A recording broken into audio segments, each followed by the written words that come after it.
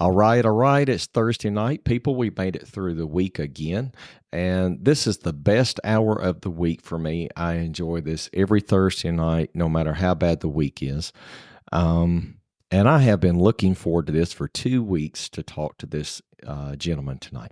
This is joeingramlaw.com. My phone number is 205 335 2640. We handle criminal and family law cases in Alabama. We take cases from Huntsville, Birmingham, Montgomery, and Mobile. My podcast is Real Law Alabama, and we generally talk about criminal law topics or divorce topics.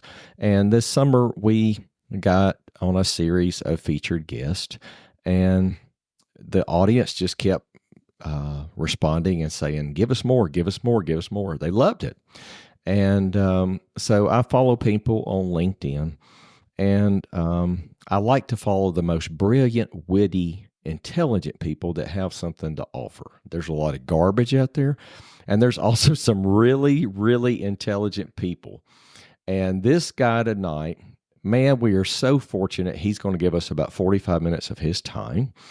I would like to introduce to you the one, the only, Mr. Brewster Rawls of the Rawls Law Group in Virginia. Brewster, are you with us? I am. Good evening.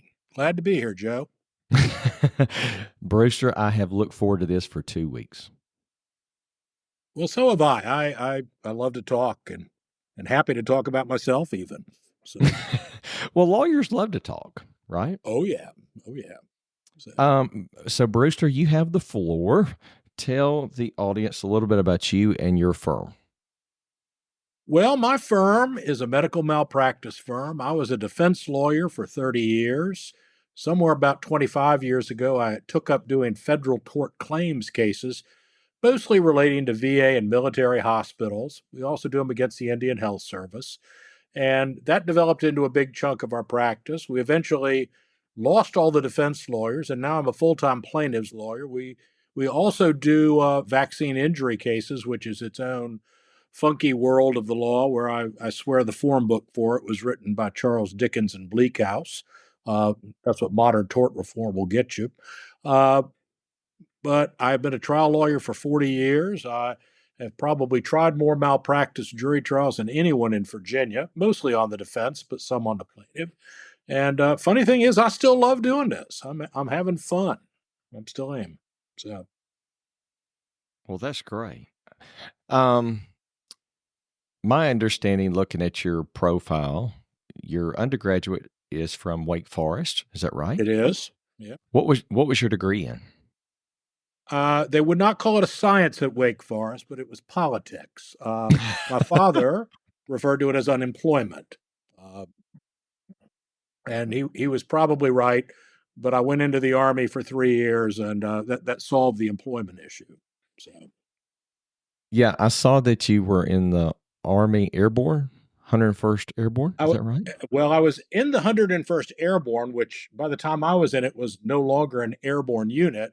So although I can claim the lineage of that great unit, I was not myself actually airborne. I was an artillery officer, and I could calculate firing data quite effectively. I can tell you that. So, What when you went in the military? I guess you went in as an officer. What was your rank? I went in as a second lieutenant, field artillery officer. I was on active duty for 3 years with an artillery battalion, which was part of the 101st Airborne Division.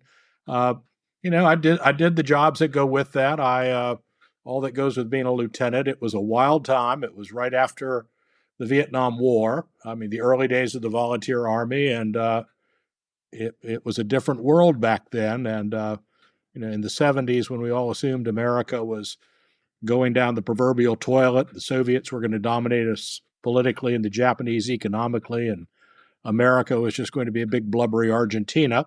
That did not turn out to be the case, fortunately. And the Army at that time was an interesting place to be. It was still in the era when a judge could look at a defendant and say, son, I'll give you a choice. Go to jail or go to the Army. And a fair number of those people ended up in my battalion, which was interesting. It was always interesting. But it was a great experience being in the Army. I got to tell you, there are a few things that you can do coming right out of college, knowing nothing, being an utterly ignorant 23-year-old, where you get in there and you learn how to make things work. You're given a lot of responsibility. You screw things up, but you learn. And I often joke that two of the smartest things I ever did. One was to go in the Army. The other one was to get out of the Army. I was a natural civilian, but I'm awfully glad I did it now. And the only bad thing about it is that when I went to law school seemed like a vacation then, after 3 years in that environment. And I will just tell you, my first semester grades reflected that attitude on my part, because it seemed like a utterly leisurely schedule I then had. So, but Now, you went to University of Richmond Law School, yeah, right? I did. Yeah. Okay. And what did you always want to be a lawyer, or what made you want to go to law school? How did you get there? I am the classic example of I had no idea what I wanted to do. Uh, I got out of the Army. I knew I didn't want to stay being an Army officer. Uh, I had no background to go get an MBA, since I had taken one accounting course in college and barely got a C in it. So I applied to law schools and ended up getting accepted. The perverse irony is when I went to law school, and really through much of law school, I had this bizarro notion that I wanted to be a real estate lawyer. Uh, Now, I would have been a terrible real estate lawyer because I couldn't then, and I still can't now, proofread. I'm an awful proofreader, and that's all that business is about. I would have been, I would have lost my license as a real estate lawyer. I'd have been so bad. Uh, I stumbled into working at an insurance defense firm down in the Southwest Virginia, 300 miles from here, really by Bristol, closer to 6 other state capitals than Richmond. Uh, and it was a great experience. I tried a lot of cases. I did a lot of stuff, and I just decided then that I loved being a trial lawyer, and I've stuck with it ever since. Moved back to Richmond, and I've I stumbled into this business, which by pure luck, and I'm grateful for it. Well, we have all benefited from your brilliance, and we appreciate it. Let me ask you this really quick. You say you wouldn't have been a good property lawyer if you well, wait a second, Brewster. You did medical malpractice, so you had to read a lot of medical records. I mean, that's I read intense. I read a lot of medical records. Okay, so that's pretty intense stuff. Oh, it is. It is. I mean, but at this point, I can't think of anything more boring than sitting down and going through a 5-page single-space contract looking for issues or correcting errors in it, let alone drafting one, which I would be bad at.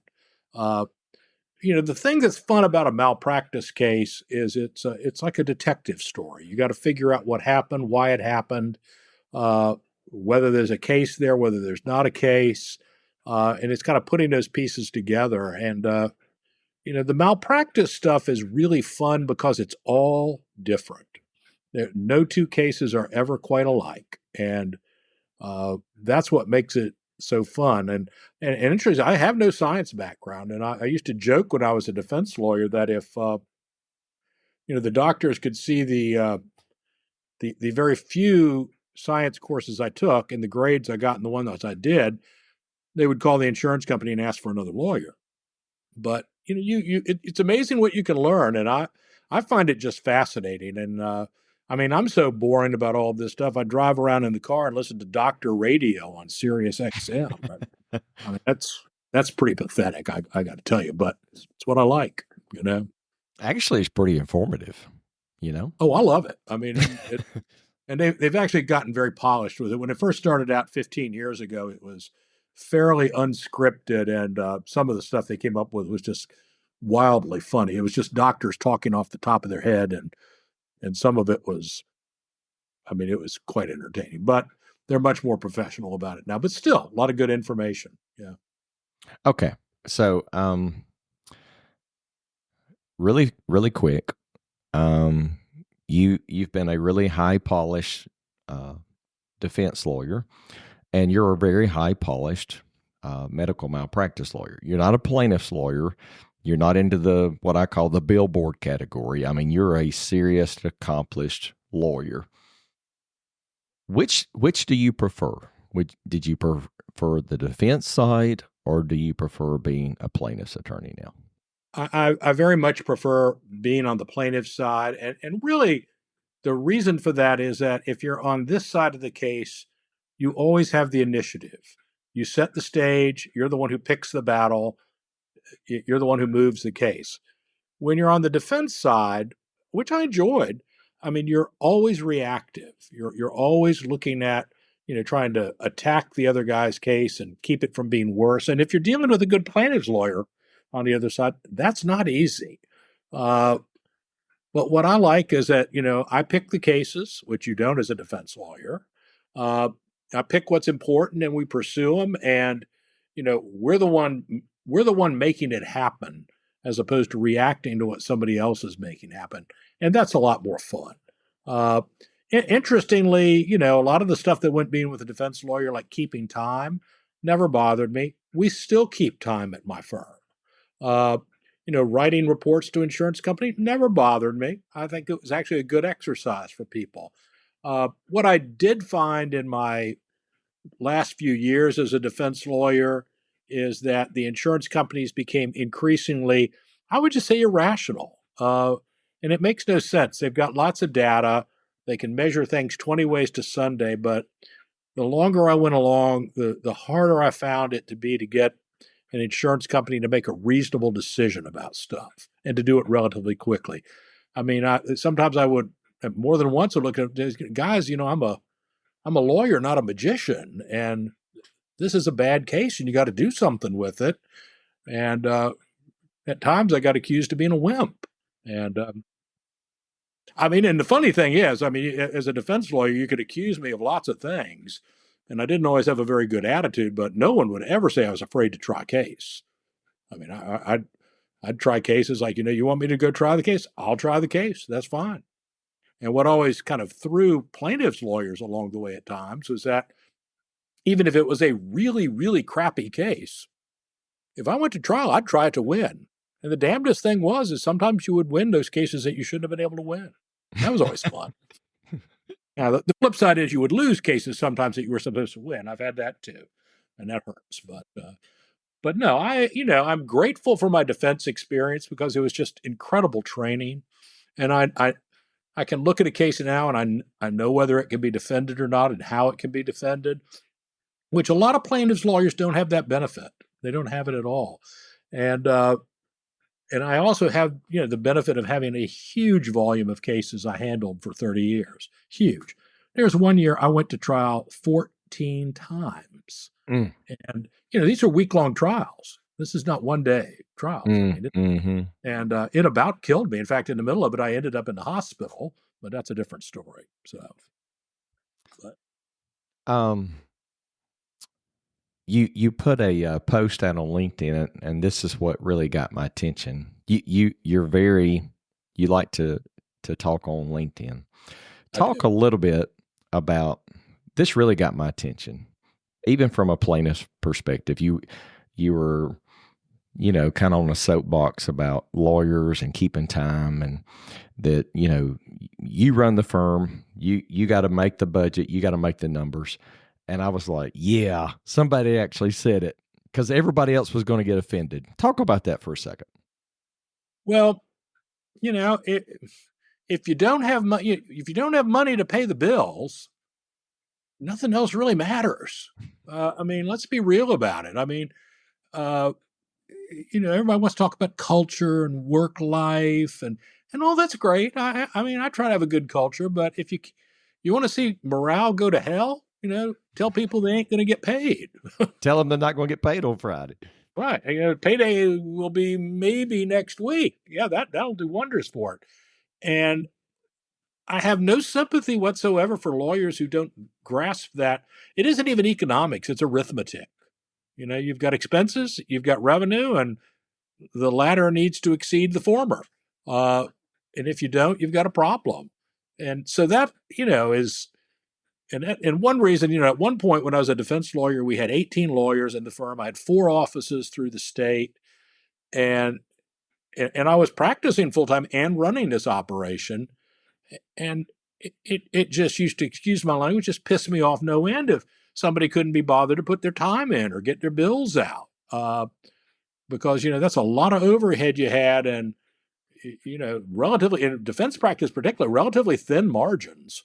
So, somebody decides to take a month off from billing, it hurts. And yeah, and I just think any lawyer in private practice, whether if you're a solo, you understand it keenly.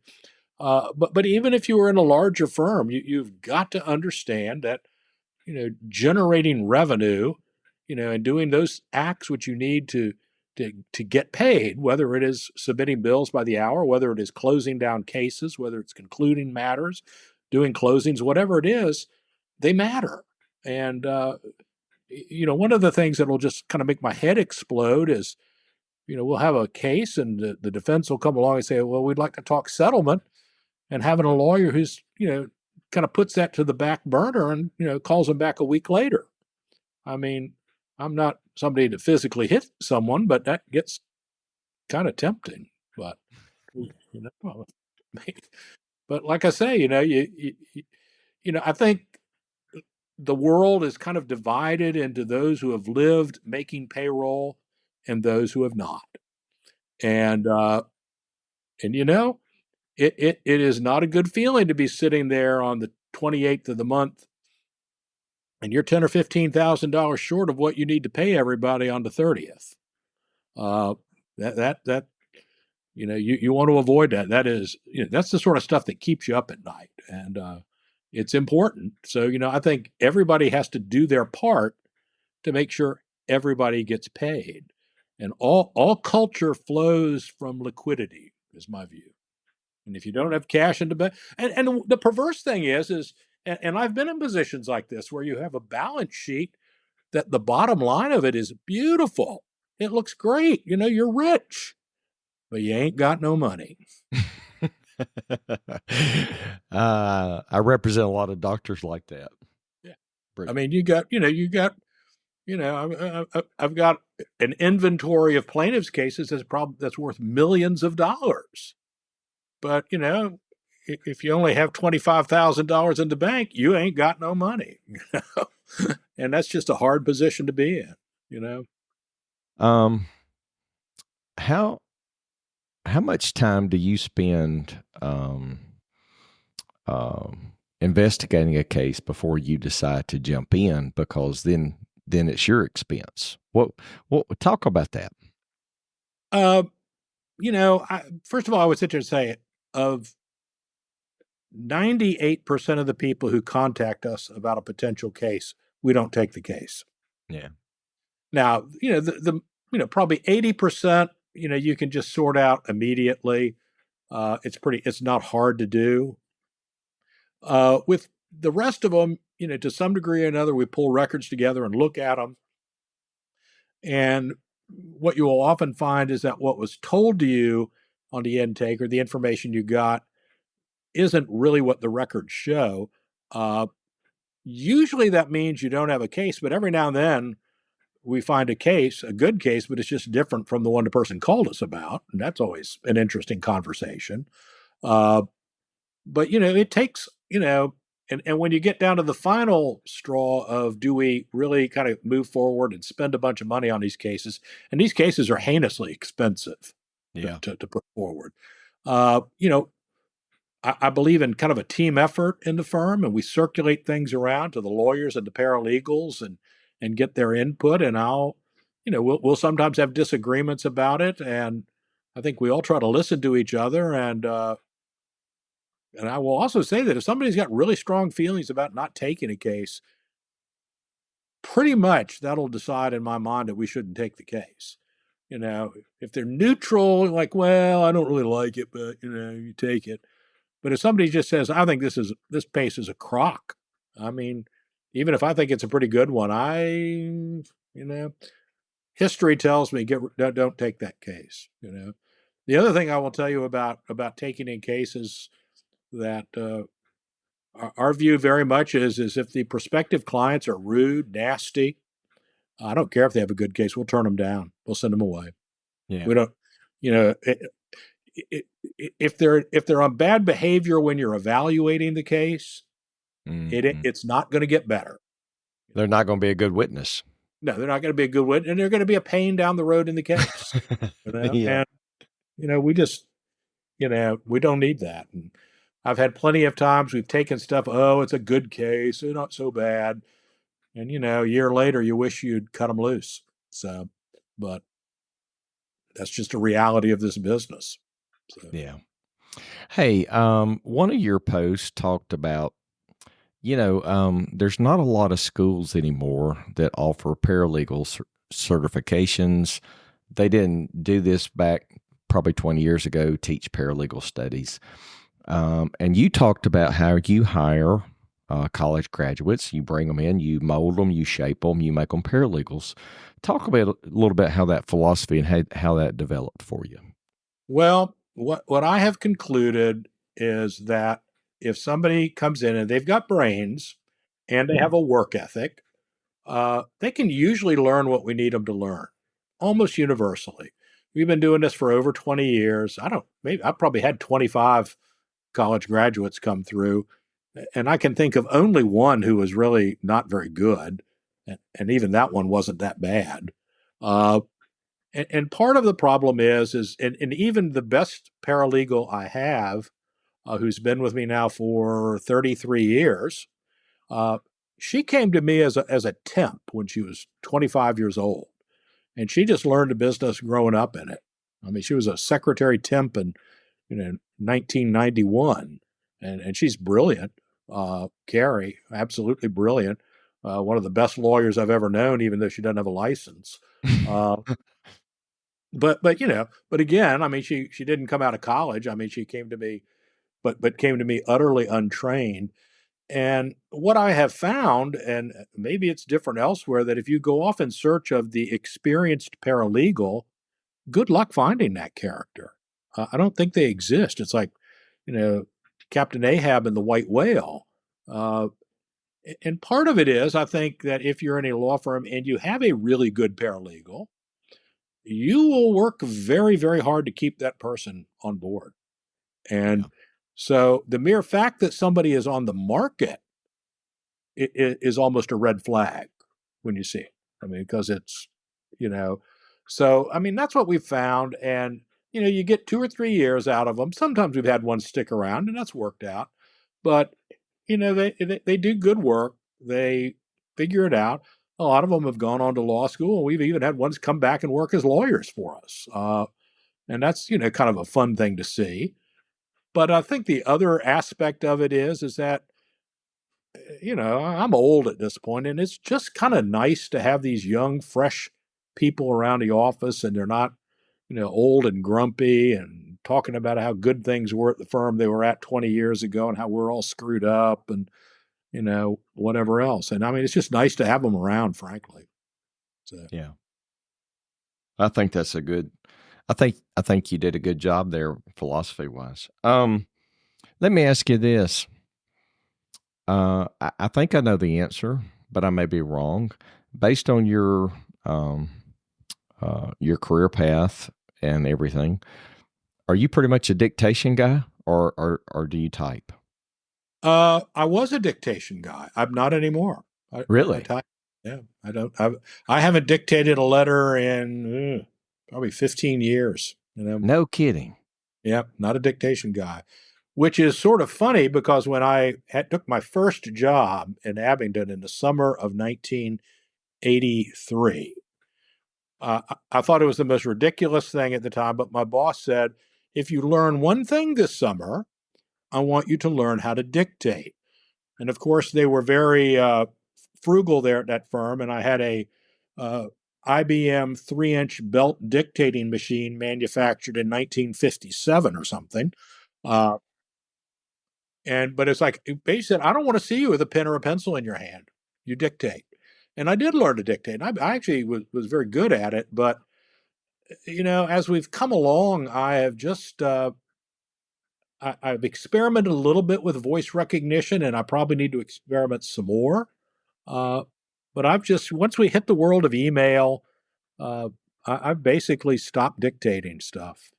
And what has happened with it is I can bat out some fairly complex letters in not really all that much time. So it's not Yeah. bad, but I'm not. No, there are no dictaphones in our office. And in fact, it was funny. I was talking about it with my young lawyer the other day, and she's probably, I think she just turned 27, and she didn't know what a dictaphone was. When I said it, you're going to give me this puzzled look like, a what? Oh I my. mean, yeah. My law clerk is from Alabama this year, Brewster. All the young lawyers, they're so fast at typing, they type all their own stuff now, you know? Yeah. And one of the things I think that's really important uh, as a lawyer, and particularly as you get older, is to keep up with technology on stuff and to Mm. be able to do it. It's really funny. I'm on the vestry of my church, and I'm 25 years older than the next youngest person on there, including the priest. And one of them comes up with the idea of like, we're going to switch everything over to Slack. We're going to do Slack. Well, I've heard my kids talk about this. I don't know what Slack is. And I think none of them expected me that I could actually figure out Slack. But you know what? I can use it better than some of them. So I figured it out. And I just think that's critical to do. And it's like, I'm of the analog generation. When I started practicing law, it was, telephone and the U.S. mail, and fax machines were cutting edge technology. In fact, my first firm didn't have one. You had to go to the big important firms in the cities before you got a fax machine. And but I think you just got to keep up with the technology, and it's actually pretty wonderful because I mean our whole nationwide practice works on the premise that my joke is that I can get as much work done in a Starbucks in Portland, Oregon, as I can in the office. Sometimes more because I have fewer distractions. And it's true. I mean, it works that way. At this point in your career, you run a law practice, you're the head guy. How many hours a week do you work? Not nearly as much as I used to. I think most weeks I'm probably 40ish. 35, 40, 45. Now, if we've got a trial going, that's something else, and that of course consumes all your time. And I travel sometimes, but you know, I'm home for dinner most nights, and I'm not at the office super early. I am known to get up sometimes at home, and people will get emails from me at 4:15 in the morning sometimes. You know, and I'm told that I really should put that on a scheduled send and have them all dump in their box at 8 o'clock or something. And sometimes I'm nice and I do that, but sometimes I just don't think about it. So, or worse, I'll sit there and do it with five and then one or two. So you'll get these emails from early in the morning, and then at 8 o'clock you get 8 emails from me, and those also were done at 4:15 in the morning. So, um, how do you get your cases? Are they referred to you by other lawyers, or do you? I, I, I would imagine you don't have to advertise at all. So, well, we do we are on Google, and we do the Google AdWords and all of that, and that produces a fair amount of volume for our FTCA, Federal Tort Claims Act cases, and our vaccine cases. Uh, the state law stuff we do is almost all referrals. I mean, very little of it is most all of it is referrals. What is interesting, and it kind of goes back to where I started on LinkedIn a few years ago. And if anybody had told me 15 years ago that I would be so adept at shameless self promotion, I wouldn't have believed it. Uh, is that it has actually worked in terms of a marketing tool. Uh, it has driven up our non internet contacts, probably threefold in the last few years. And I don't have anything else I can attribute it to other than the LinkedIn efforts, which, and I will occasionally get stuff directly off LinkedIn.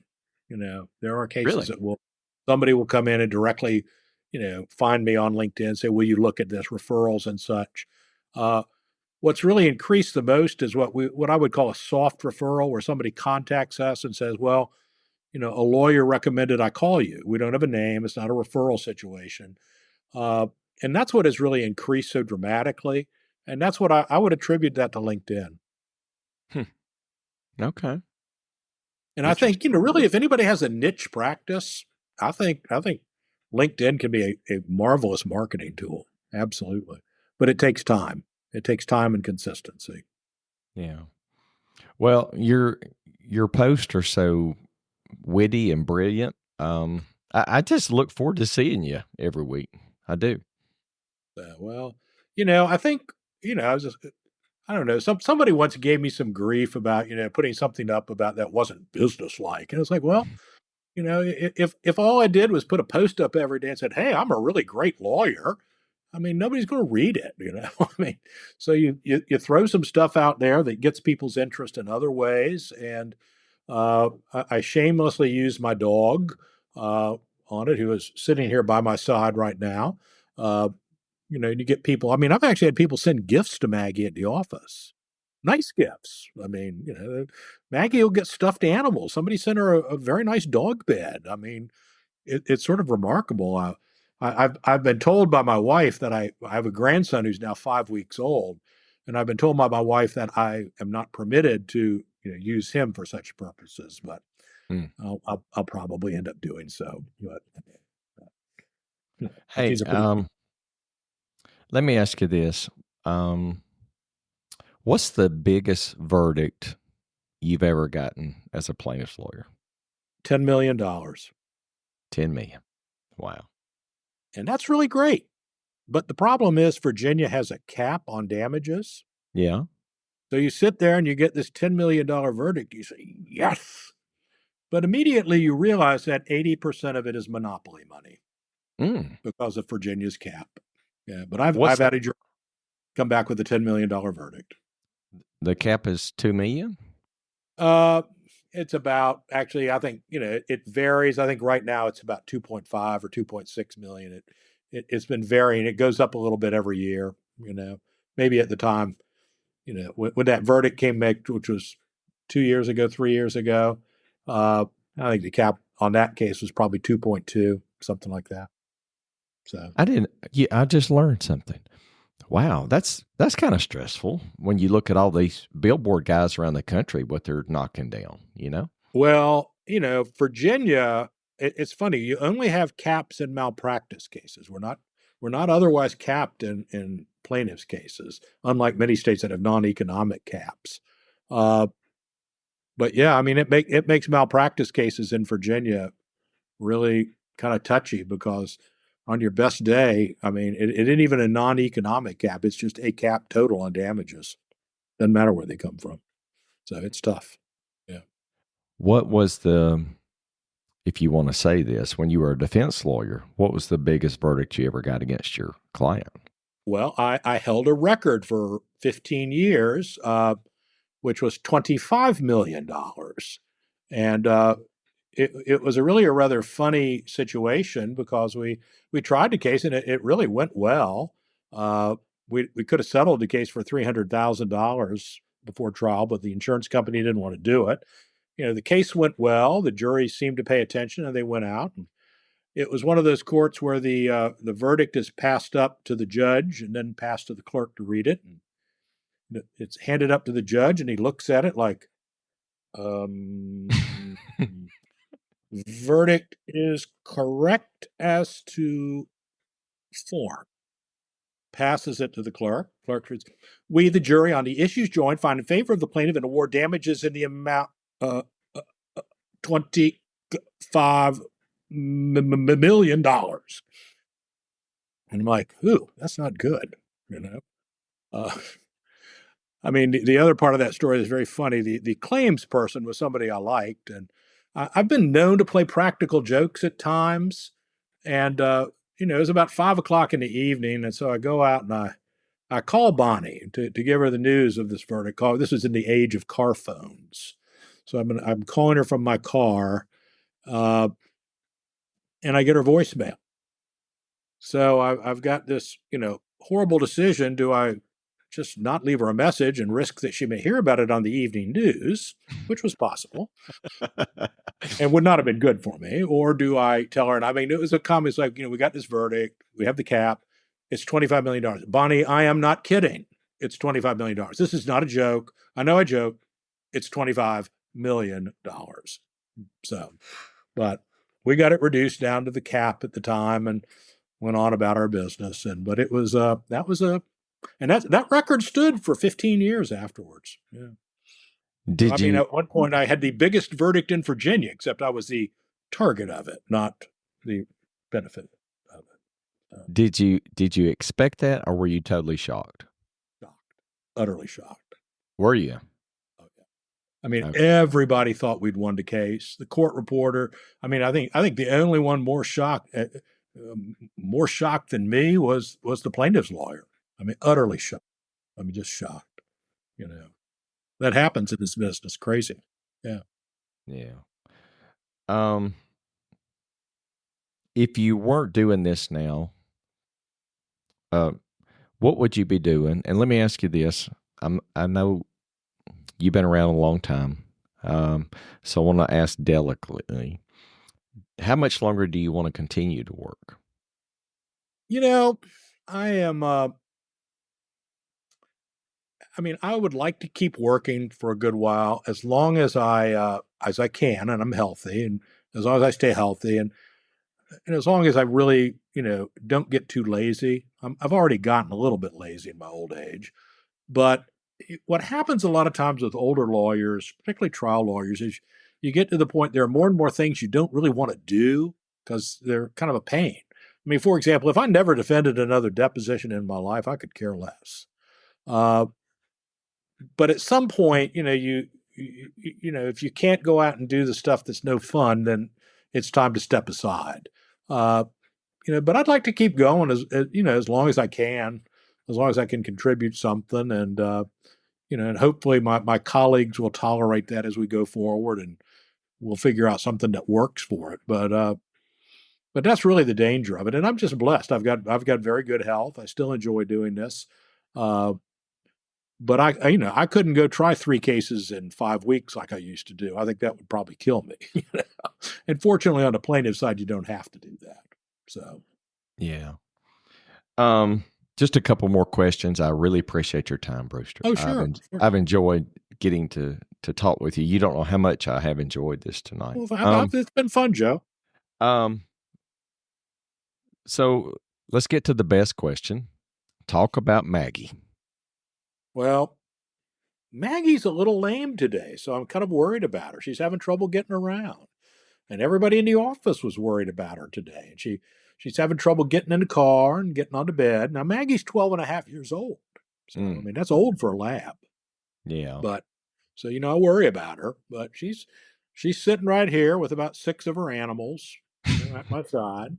And she has about, I'd say the house probably has somewhere in the neighborhood of 30 animals. And there's probably another 10 at the office, several in the car.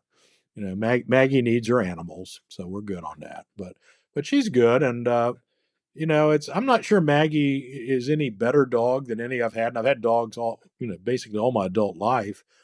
But unlike most other dogs, I've spent far more time with her than any other dog. She's been coming to the office with me since before COVID. She's been coming, probably 2015 or 16. She started coming to the office with me. And I just remember because it used to irritate the crap out of a former partner of mine, which may have been one reason I brought her. So she's been coming to the office for that long, and then COVID hit, and so I've spent a lot of time with this dog, much more than almost any other dog I've ever had, and she's a sweetie, I love her dearly, absolutely. Have you always had labs, or no? We've had actually Maggie. It was kind of inherited from my son when she was about 2. She's the first lab I've had, and I've loved her. I've had Springer Spaniels, I've had Field Spaniels, I've had a Border Collie mix, Cocker Spaniels. Yeah, we've my wife and I have been married for 45 years, and there may be a period of less than a year that we didn't have at least one dog and often two. So That's great. Um, what do you do for a hobby or for fun outside of being a serious lawyer? well, I'm very boring. I'm obsessed with many things Russian. Like I'll read Russian history, Russian novels, Mm, some pretty esoteric stuff. I do love to cook. I love cooking, and I'm both grilling and just other things too. I'm not much of a baker, but I love to cook and thoroughly enjoy it. Uh, I mess around in my yard, although no one would accuse me of having a green thumb. I can assure you, but I do take some pleasure in it. So, but I'm not a golfer. You know, I couldn't yeah, care. Basically most sports stuff I've never cared about one way or the other. Even as a kid, didn't care. So, yeah.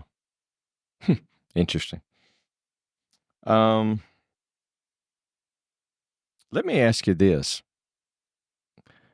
from your perspective, and you know, I've got a law clerk. I found out the other day, Brewster, she's in her third year of law school. She's 23, 23 years old, but oh yeah, she's brilliant. oh yeah, yeah, yeah, But they're different, you know. oh yeah. What advice would you give to young lawyers? My advice to young lawyers is that in your first 5 years of practice, do everything you can to get good experience. And that doesn't necessarily mean you're going to make the most money, but you want good experience. And the sad thing is that that's really hard to do anymore uh, because there are just the venues that existed 40 years ago for young lawyers to do that, such as low level insurance defense, which is what I did. Those don't really exist anymore. So that kind of training ground for lawyers isn't really there. But you want to be in some firm, you want to find some place that will teach you how to practice law because you don't learn it in law school. And I think you need to kind of figure out what you want to be as a lawyer, whether it's family law or criminal law or personal injury. And then you need to find some place that's going to teach you how to do that and walk you through it and give you the chance to do things. And what's really interesting sometimes with young lawyers is you just sort of you back off and let them do things, and you sometimes hold your breath, absolutely.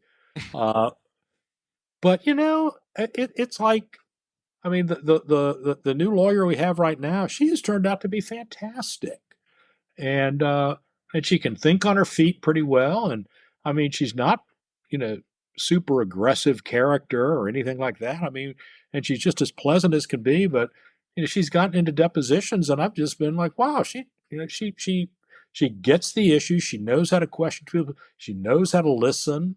Uh, but you've got to give people those responsibilities because this business you learn by doing. I mean, my first 2.5, 3 years, it's kind of like they took you out to the end of the pier and dropped you off and said, swim. And if you really start to drown, maybe we'll throw you a rope, but basically swim. And, and I learned a lot. I learned an awful lot in it. But I think young lawyers need to really find a firm that will teach them how to be a lawyer. And now how you find a place like that, I'm not really sure. I think you I think you partly just have to go with gut feeling of the people you're working with, and whether they'll take the time to train you and teach you uh, and let you do stuff. And part of it is you just got to let people do things, and it may not be like they may not do it the way you want to, but you just got to let them do it. Uh, and it's at the same time, I'll tell you from my perspective, it's kind of a joy to watch. I mean, it's sort of fun, to watch them develop into good lawyers. That's always been kind of I've got a former protege of mine, and she's now kind of, she's like the king or queen of the defense bar, and I mean, she's a fierce defense lawyer. I don't want to be against her, and I've actually got a case against her right now, and I don't like being against her. She's a really good lawyer, and she knows how to try cases, and so that's but that's kind of nonsense advice, but that's really sort of how I look at it, because I just think that's what you got to be. You got to learn how to practice law, and if you end up 5 years into the practice of law and you don't really know how to do anything, that's part of the problem with these people who go to these big firms. You end up with some very narrow focus and specialty, and they might be miserable, but between what they know how to do and how much they've been paid, they're kind of locked into that world, and that's maybe not where they should be. Yeah. Interesting. Okay. Well, Brewster, you've been so kind to give us 45 minutes. Oh, I have. Well, you don't know how much I have looked forward to this for 2 weeks, and I appreciate your time. So I'm going to give you the floor. Whatever you want to share with Alabama, Brewster, the floor is yours. Well, as I told you beforehand, I've got family from Alabama, and I grew up going down there. And although I do not have the native accent, not at all, although sometimes if I'm around people from the North, they will accuse me of having a Southern accent. No one in Alabama would accuse me of that. But no, it's a lovely place, and we've had FTCA, Federal Tort Claims cases down there, and worked with some Alabama lawyers, and it's a great place to be, and it's a great state, and I'm just glad to be here tonight. Thank you. All right. Well, Brewster, just so everybody knows, Brewster Rawls on LinkedIn, you have about 14,000 subscribers, which is pretty good. It is. And I'm envious of those who have 75,000. So, well, I'm not really active on LinkedIn. I'm careful what I put out there because of the LinkedIn police. You know what I'm talking about? You say something that they don't like, and you start getting hammered. And Brewster, whether you understand this or not, we're about 20 years apart in age. I'm really older than you in my thinking. So I just stay the hell off LinkedIn. You know what I'm saying? Yeah, I mean, and I understand the logic of it. And I mean, like I say, it started out as it's basically just promotional. It's gotten to be fun. I freely admit I enjoy doing it. And but it's but I think I just decided to try it, and it seemed to work. And then now it's kind of just habit to put out 5 or 6, sometimes 7 posts a week, just generally doing it. All right. Well, folks, that's Mr. Brewster Rawls, Rawls Law Group in Virginia, medical malpractice lawyer. Follow him on LinkedIn. He's very witty, very bright, very intelligent man. And he gave me everything that I asked for tonight. This is joeingramlaw.com. If you have a question, email us. We'll try to help you if we can. As we always say, take care of yourself and each other, and have a good night.